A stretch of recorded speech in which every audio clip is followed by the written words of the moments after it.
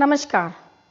आइए आज हम कक्षा से 6 से चैप्टर नंबर 11 प्रकाश, छायाएं एवं परावर्तन पढ़ते हैं। प्रकाश, आइए हम प्रकाश के बारे में जानते हैं। हम अपने चारों ओर अनेक प्रकार की वस्तुएं देखते हैं जिनके रंग भी हैं और जो बेरंगी भी हैं। आप इनको विभिन्न स्थानों पर देखते हैं, जैसे मुख्य रूप से जब आप स्कूल जाते हो घर से, तो बीच में, रास्ते के बीच में बहुत तरह की वस्तुएं आती हैं, जिसमें कार, बस, साइकिल, पेड़ पौधे, मनुष्य, पशु पक्षी सब आते हैं जिन्हें आप देखते हैं। उनमें पेड़ जो हैं वो आप जानते हो, उन पर लगने वाले फूल बहुत प्रकार के, बहुत रंग बिरंगे होते हैं। ऐसे ही जो कार, बस, साइकिल जो चलती हैं उनके भी विभिन्न रंग होते हैं जिन्हें आप देखते हैं। रात के समय जब बिल्कुल कोई प्रकाश नहीं होता, बिल्कुल आपके कमरे में अंधेरा होता है, तो क्या आपको वस्तुएं दिखाई देती हैं? आपको कुछ दिखाई देता है? तो इसमें सीधा सा आंसर है कि नहीं। हमें रात को जब हमारे कमरे में बिल्कुल भी लाइट नहीं होती तो हमें कुछ भी दिखाई नहीं देता है। आप तभी किसी वस्तु को देख पाते हो जब आपके कमरे में चाहे कोई लाइट वाला छोटा सा ही बल्ब, एलईडी, टॉर्च, मोमबत्ती, चाहे वो आपका मोबाइल वाली ही छोटी सी जो टॉर्च होती है वही क्यों ना हो, आपको उसकी उपस्थिति में ही विभिन्न प्रकार की जो वस्तुएं आपके कमरे में रखी होती हैं वो आपको दिखाई देती हैं। टॉर्च का बल्ब एक ऐसा वस्तु है जो स्वयं प्रकाश देता है। सूर्य आकाश में एक ऐसा पिंड है जो पृथ्वी को प्रकाशित करता है, यानी कि अपना प्रकाश देता है। दिन के समय जब हम प्रकाश में वस्तुओं को देखते हैं सूर्य के, तो हमें सभी वस्तुएं दिखाई देती हैं। तो सूर्य भी जो अपना प्रकाश उत्सर्जित करता है उसे हम दीप्त पिंड कहते हैं। तो सूर्य जो है वो एक प्राकृतिक दीप्त पिंड है, जबकि अन्य वस्तुएं, जैसे मैंने आपको पहले बताया कि लाइट वाली जो टॉर्च हैं, आपके मोबाइल वाली टॉर्च है, मोमबत्ती है, ये सभी वस्तुएं जो प्रकाश को उत्सर्जित करती हैं, ये सभी वस्तुएं दीप्त पिंड कहलाती हैं। ऐसी वस्तु जो प्रकाश को उत्सर्जित करती है, पैदा करती है प्रकाश को, उसको हम दीप्त पिंड कहते हैं। और इन्हीं दीप्त पिंडों का प्रकाश यदि किसी वस्तु पर पड़ता है और वही प्रकाश जब किसी वस्तु के ऊपर पड़ने के बाद हमारी आंखों तक पहुंचता है तो हमें वो वस्तु दिखाई देती है।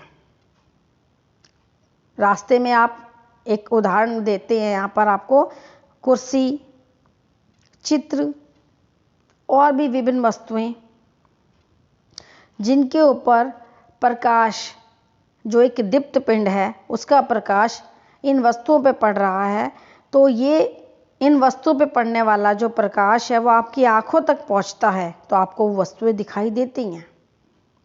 तो इसका सीधा सा साधारण सा मतलब है कि जब प्रकाश किसी वस्तु पर पड़कर और वो प्रकाश हमारी आंखों तक पहुंचता है तो हमें वो वस्तु दिखाई देती है, नहीं तो वस्तु दिखाई नहीं देती। ये प्रकाश की ही वजह से हो रहा है। इसीलिए पहले आपको बताया कि अंधेरे कमरे में आपको कोई भी वस्तु दिखाई नहीं देती। इसके लिए हम 3 तरह की वस्तुएं लेते हैं। वस्तु लो या कंडीशन लो। कुछ वस्तुएं हैं जो पारदर्शी होती हैं, कुछ होती हैं जो अपारदर्शी होती हैं, तथा कुछ वस्तुएं ऐसी भी हैं जो पारभासी होती हैं। अब ये पारदर्शी, अपारदर्शी या पारभासी ये वस्तुएं क्या हैं? इनके लिए यदि हम किसी वस्तु के आर पार नहीं देख सकते तो वह वस्तु अपारदर्शी है। अपार, जिसके पार नहीं पाया जाता, पार नहीं जाया जा सकता, अपारदर्शी वस्तु। यदि किसी वस्तु के आर पार नहीं देखा जा सकता तो वह वस्तु है अपारदर्शी। यदि किसी वस्तु के आर पार हम देख सकते हैं, देखा जा सकता है, तो वो वस्तु कहलाती है पारदर्शी वस्तु। इसी प्रकार से कुछ वस्तुओं से आर पार देख तो सकते हैं, लेकिन वो साफ नहीं होता, स्पष्ट नहीं होता, अच्छे से समझ में नहीं आता कि जो दूसरी तरफ रखी वस्तु है वो क्या है, साफ नहीं दिखाई देता। तो ऐसी वस्तु है पारभासी। इसका बहुत बढ़िया उदाहरण जो है वो चिकना कागज है, जो ऐसा पेपर, ऐसा कागज जिसके ऊपर थोड़ा सा तेल लगा हुआ हो, चाहे वो आपके जो सिर में आप ऑयल लगाते हो वो ऑयल ही कागज के ऊपर क्यों ना लगाया गया हो, या किसी कागज के ऊपर, पेपर के ऊपर घी की पतली सी परत हो, या आपने उस पेपर के आसपास अपनी रोटी, घी लगी हुई रोटी क्यों ना लपेटी हो। ये बहुत सारे उदाहरण हैं। तो यहाँ कागज जो है वो सबसे बढ़िया पारभासी का उदाहरण है साधारण तौर पर। नहीं तो बहुत सारे शीशे भी अब आजकल ऐसे आने लगे हैं जिनके आर पार अच्छे से दिखाई नहीं देता, दिखाई तो देता है लेकिन साफ नहीं, पता नहीं चलता कि वहाँ पे क्या है। जैसे ऐसे बहुत सारे पारभासी जो शीशे हैं वो आजकल घरों में भी लोग लगाते हैं, और कई बार ऐसे ही गाड़ी के अंदर भी लगाए जाते हैं ऐसे शीशे, उनको हम बोलते हैं पारभासी वस्तु। अब इसमें एक क्रियाकलाप है, इसमें ये बच्चा जो है ये वही सारे काम कर रहा है जो मैं अभी तक आपको बता चुकी हूँ। इसमें अपने चारों ओर देखिए और दैनिक जीवन को जितनी अधिक से अधिक वस्तुएं आप इकट्ठा कर सकते हो उनको इकट्ठा कीजिए। बच्चे ने इकट्ठी की है रबड़, प्लास्टिक के स्केल, पेन, पेंसिल, नोटबुक, कागज की शीट, अनुरेखण कागज अथवा कपड़े का टुकड़ा। इन सभी वस्तुओं के आर पार आप किस में से देख सकते हो, देखने का प्रयास कीजिए, कोशिश कीजिए। क्या दूर रखी वस्तु से आने वाला प्रकाश इन वस्तुओं के आर पार चलकर आपकी आंखों तक पहुंच पाता है? इसमें एक सारणी है 11.1, इसमें वस्तु का नाम लिखा गया, वस्तु के पार देखना संभव है या नहीं, या आंशिक रूप से। तो ये जो शब्द है पूर्णत, आंशिक या बिल्कुल नहीं, यहीं पे तीनों शब्द आ जाते हैं। जब पूर्णत देखना संभव है तो वस्तु है पारदर्शी, और जब बिल्कुल भी संभव नहीं है तो वस्तु क्या है? अपारदर्शी। और जब आंशिक है तो इसका मतलब वो वस्तु क्या है? पारभासी। ठीक है, अभी आपने हाँ या नहीं में जवाब देना है, लिखना है कि क्या है। यदि पेंसिल के आर पार देखना संभव है तो वहाँ आप लिख सकते हो कि हाँ, लेकिन हम सब जानते हैं कि पेंसिल के आर पार हम नहीं देख सकते, तो वहाँ लिखेंगे नहीं। तो वस्तु कौन सी हुई? अपारदर्शी। रबड़ की गेंद के हम दूसरी तरफ नहीं देख सकते, तो ये भी क्या है? नहीं, वस्तु के पार देखना संभव नहीं, तो वस्तु कौन सी हुई? अपारदर्शी। लिखने के कागज की शीट, तो ये क्या है? पूर्ण विश्वास नहीं है, यानी कि हो सकता है आंशिक है, हो सकता है कि पतली इतनी है कागज की शीट कि देखा जाए। यदि देखा जा सकता है कुछ कुछ, तो वो वस्तु क्या हुई? पारभासी वस्तु। ये सारणी 11.1 सब बच्चों ने खुद भरनी है। यहाँ पे सिर्फ 3 ही उदाहरण दे रखे हैं। आपके आस पास आपको जितने भी वस्तुएं आप इकट्ठा कर सकते हो इकट्ठा कीजिए, और ये एक बहुत अच्छी एक्टिविटी है, इसको आप करके देख सकते हैं। जब आप करोगे ना तो आपको मज़ा आएगा। अपने घर में अपने जो आपके बड़े हैं ना, आप घर में बैठ के आपको बहुत अच्छा लगेगा ये करोगे, और आपके जो दादी दादा या आपके घर में आपके जितने भी बड़े हैं उन सबको आप बता सकते हो कि कौन सी वस्तु पारदर्शी है, कौन सी वस्तु अपारदर्शी है और कौन सी वस्तु पारभासी है। क्योंकि विज्ञान को पढ़ना नहीं होता, विज्ञान को समझना होता है। जब आप विज्ञान समझ गए तो जान लीजिए कि आप विज्ञान से ओत-प्रोत हो गए और आपके अंदर तक विज्ञान समा गया, यानी कि आप प्रश्न उठाने की स्थिति में आ गए हो। आपने चीज़ों को समझना शुरू कर दिया है। रट्टा यहाँ पर नहीं होता, समझना होता है विज्ञान को। अब ये जो सारणी 11.1 में आपको बताया है, आप अपने हाथ से और भी ज़्यादा इसको कीजिए, आपको पता चल जाएगा कौन सी वस्तु अपारदर्शी है, कौन सी पारदर्शी है और कौन सी पारभासी है, और कंडीशंस क्या क्या है। अब बात आती है छाया। छाया, ये छाया होती क्या है? अब प्रत्येक अपारदर्शी वस्तु, यहाँ पे कंडीशन है अपारदर्शी वस्तु ही होती है, अपारदर्शी वस्तु से ही छाया स्पष्ट बनती है, पारभासी से भी इतनी अच्छी छाया नहीं बनती और पारदर्शी से तो बिल्कुल ही नहीं बनती छाया, क्योंकि तो उसके तो आर पार देखा जा सकता है। तो यहाँ पहली कंडीशन तो ये है छाया बनने की वस्तु होनी क्या चाहिए, अपारदर्शी, अपारदर्शी, अपारदर्शी। ठीक है। अब कुछ भी वस्तु है, दोपहर के समय तो सबसे बढ़िया हमारा दीप्त पिंड क्या है, सूर्य, प्राकृतिक है। तो जो भी वस्तु आपको देखना है कि पारदर्शी है या अपारदर्शी, तो सबसे बढ़िया उदाहरण है कि सूरज की रोशनी में हाथ को थोड़ा सा ऊपर करके वस्तु को पकड़िए और नीचे जमीन में देखिए, यदि वस्तु की कोई छाया बन रही है, छाया मतलब उसका जो आउटर वाला, बाहर वाला जो घेरा बन रहा है, जो वस्तु है उसका जैसा जैसा माप है वो सब बाहर की तरफ दिखाई दे रहा है, अंदर का हिस्सा कुछ नहीं दिखाई दे रहा, तो इसका मतलब अंदर वाला हिस्से में काला है और बाहर उसकी एक बाउंड्री बनी हुई है, रेखा बनी हुई है, बाउंड्री अलग अलग आकार की हो सकती है। जैसे ये आप लीजिए, पेंसिल ही आपने ली है तो पेंसिल का लंबी सी एक लाइन बनी हुई मिलेगी आपको यदि आप पेंसिल को ऊपर उठाओगे तो। और हाँ, सबसे बढ़िया तरीका तो क्या है, अपने किसी मित्र को ही खड़ा कीजिए, ये तो बहुत अच्छा एक हमारी घड़ी भी बन जाती है। मित्र को खड़ा कीजिए और देखिए, मित्र यदि सूरज के सामने है तो मित्र की जो छाया है वो पिछली तरफ बनेगी और जैसा जैसा मित्र है लगभग उसके ही आकार का छाया बन जाएगी, उसकी बाउंड्री बनेगी।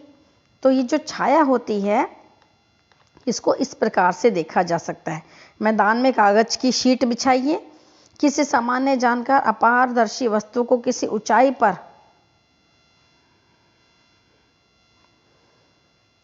देखिए यहाँ पर, इसके बाद हाथ में इस प्रकार पकड़िए कि उसकी छाया जमीन पर बिछी कागज की शीट पर पड़े। जब आप वस्तु को पकड़े हुए हों तो उस समय अपने किसी मित्र से छाया की बाहरी रेखा खींचने के लिए कहिए। आप जब छाया की बाहरी जो रेखा खींचोगे तो उससे आपको थोड़ा थोड़ा अंदाज़ा हो जाएगा कि वस्तु कौन सी है। यदि कोई खिलौना ही क्यों ना पकड़ा हो आपने, तो खिलौने की जो बाहर वाली बाउंड्री आप अलग बड़ा सा कागज बिछाइए, वस्तु कोई छोटी लीजिए ताकि उसकी जो छाया है वो उस कागज के ऊपर आ जाए। उसकी बाउंड्री को बोलिए कि अपने किसी मित्र से कि उसकी जो बाउंड्री है, अपने फ्रेंड को, आपका फ्रेंड जो है वो बाउंड्री की एक वहाँ पर जैसे भी बाउंड्री आ रही है उसका वैसा वैसा वहाँ पे वो घेरा बनाता जाएगा, लाइन उस पर लगाता जाएगा, पता चल जाएगा कि ये वस्तु कैसी है। तो बाहर वाली बाउंड्री से ही बहुत ज़्यादा अंदाज़ा हो जाता है कि ये क्या है, ये वस्तु कौन सी है। ठीक है। इसके बाद देखिए यहाँ पे छाया पर्दे पर ही बनती है। ये देखिए बहुत सुंदर सा चित्र दिया हुआ है। ये तो जो अभी तक मैंने आपको बताया, ये कृत्रिम प्रकाश, नेचुरल जो था, प्राकृतिक जो सूर्य हमारा है वो। अब यहाँ पर बात आ रही है कृत्रिम प्रकाश यानी कि टॉर्च। टॉर्च बच्चे ने हाथ में ले रखी है, सामने उसकी फ्रेंड खड़ी है और उसके पीछे एक और फ्रेंड ने एक पेपर ले रखा है जिसके ऊपर उसकी छाया गिर रही है। देखिए बहुत साफ दिखाई दे रहा है। तो जो छाया होती है, पहली बात तो उसकी बाउंड्री तो होती है लेकिन बीच वाला हिस्सा बिल्कुल गहरा काला होता है, यानी कि उसके बीच में से प्रकाश तो जा ही नहीं रहा। ऐसे ही अन्य चीज़ों की भी आप छाया देख सकते हो। नेचुरल चीज़ यानी कि जो नेचुरल हमारी है, प्राकृतिक दीप्तपिंड सूर्य, और अप्राकृतिक कृत्रिम, ये यहाँ पे टॉर्च है। ये भी वही काम कर रहे हैं जो प्राकृत सूर्य कर रहा था। यहाँ देखिए बहुत सुंदर, बहुत ही अच्छा, ये क्लास के मेरे बच्चों ने बहुत सुंदर सुंदर, यहाँ देखिए आप बच्चे, हम जब क्लास में थे बहुत सुंदर सुंदर हम ऐसे आकृतियाँ बनाते थे हाथों से ही। जहाँ लाइट होती थी बल्ब के सामने, अपने हाथ को टेढ़ा करके अलग अलग विभिन्न आकृतियाँ हम बनाते थे और पीछे से पता चलता था कि ये कौन सी है। यहाँ देखिए ये जो दो हाथ हैं, उन्होंने कैसी कैसी आकृतियाँ बनाई हैं। जो उनकी छाया है, ये बाज देखो कितना सुंदर सा बना हुआ है। तो ये बता रहा है कि आपके हाथों में छिपी जंतुओं की भी छाया है, यानी कि आप अपनी छाया के साथ किसी और की छाया को भी ले सकते हो, थोड़ा सा टेढ़ा मेढ़ा करके। इस प्रकार छाया केवल पर्दे पर ही दिखाई दे सकती है। हम तो दीवार पे बनाते थे, तो दीवार जो थी, साफ दीवार, वो भी एक पर्दे का ही काम करती है इसमें बहुत अच्छा सा। छाया से हमें वस्तुओं की आकृतियों के बारे में कुछ जानकारी प्राप्त होती है। कभी कभी तो छाया हम सभी को वस्तु की आकृति के बारे में भ्रमित भी कर सकती है, जैसे कि भी हाथ वाली हैं। हाथ की छाया को देखा जाए तो है तो मनुष्य के हाथ, यदि हमें ना पता हो तो हमें लगेगा कि यहाँ पे तो कोई जंतु बैठा है ना। तो ये भ्रमित ही करना हुआ ना, भ्रम उत्पन्न हुआ। विविध जानवरों की छाया होने का भ्रम उत्पन्न हो सकता है हाथों की आकृतियों से। यहाँ पे क्रियाकलाप 4 देखिए। स्कूल के मैदान में धूप में एक कुर्सी रखिए। आप कुर्सी की छाया से क्या अवलोकन करते हैं? क्या छाया से कुर्सी की सही आकृति का ज्ञान होता है? यदि आप कुर्सी को थोड़ा सा घुमा दें तो कुर्सी की छाया की आकृति में किस प्रकार का परिवर्तन होता है? ये तो स्कूल की बात है, यही काम आप घर में भी कर सकते हो। घर में भी आपके घर में कोई कुर्सी है, चेयर है, तो उसको भी खुली जगह पे आप रख कर उसको थोड़ा सा घुमा दीजिए, आप उसकी छाया को भले प्रकार से देख पाएंगे। कई बार आपकी मम्मी कपड़े जो सुखाती हैं तार पर, तब कपड़ों की आकृति, कपड़ों की छाया, जब सूर्य बिल्कुल कपड़ों के सामने होता है तो दूसरी तरफ छाया हमेशा दीप्त पिंड के दूसरी तरफ ही बनती है। अभी तक तो हम अच्छे से सीख गए हैं। आप छाया के बारे में बहुत अच्छे से जान गए हैं। अब इसके बारे में और अधिक जानने के लिए इसका दूसरा भाग देखना है आपने, तब आप आप अच्छे से जान पाओगे। उसके लिए प्लीज़ चैनल को सब्सक्राइब कीजिए ताकि आपको सबसे पहले नोटिफिकेशन मिल जाए। Thank you.